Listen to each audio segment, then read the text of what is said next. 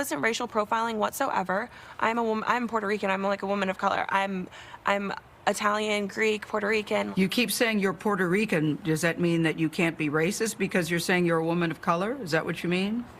Exactly. Well, I would disagree. We are back. I'm your host, Rayce Bannon, wishing you a good morning, good afternoon, or good evening, wherever the channel may be finding you.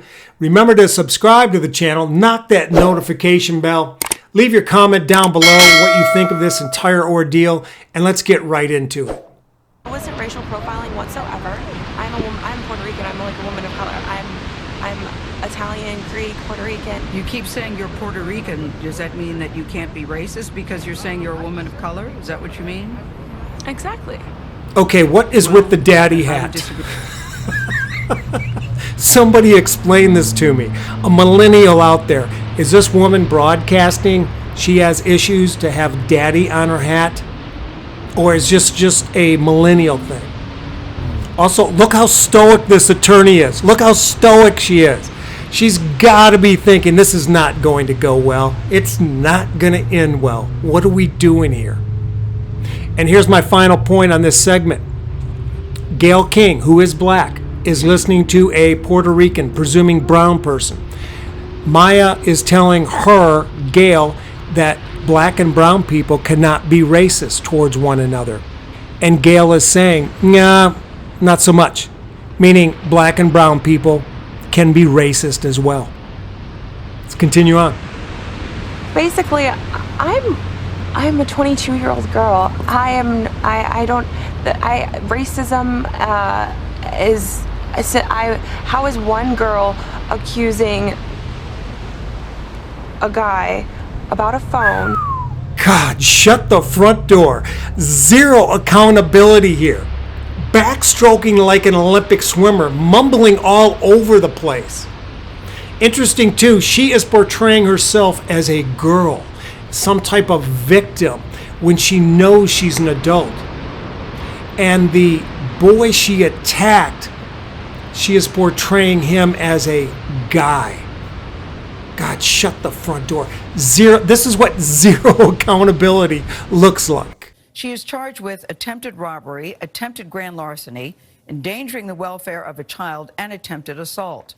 Well, we spoke with Ponsetto and her attorney, that's Sharon Gatan, just hours before her arrest last week. This morning, we begin where we left off on Friday. Oh, the hotel so I will did say have you're my... 22. All right, I Gayle, get it. Enough. The hotel did have my phone. And when E.T. asked her attorney about the interview, she explained, quote, "In 20 years of legal practice, frankly, I have not encountered something this way in the sense that I started to question her well-being, and I am genuinely concerned for her mental health at this point. I told her to stop. I was adamant. I was stern, and she was making me feel uncomfortable and everyone else feel uncomfortable, and it was enough."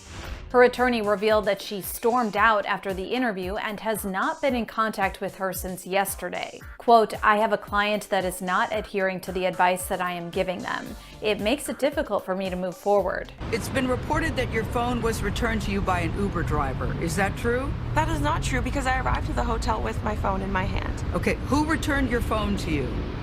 The hotel receptionist. Miya, where had the phone been? Why don't we ask the hotel receptionist?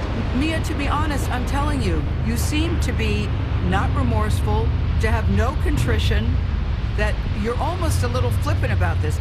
You have to understand, for this teenage boy who says that he was shattered, who said that he was traumatized, this is a big traumatized. deal. The day the dad did end up like slamming me to the ground and pulling my hair and throwing me and dragging me across the ground, so.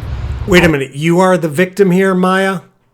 Did it ever enter into your realm of thinking that you, a grown adult, attacking and tackling somebody's child, that somebody, in this case, a man, may defend that child, slap you silly, grab you by the hair, drag you away to take control of the situation and save his kid from some lunatic attacking him? Granted, we all make mistakes, but you take zero accountability, Miya, for this.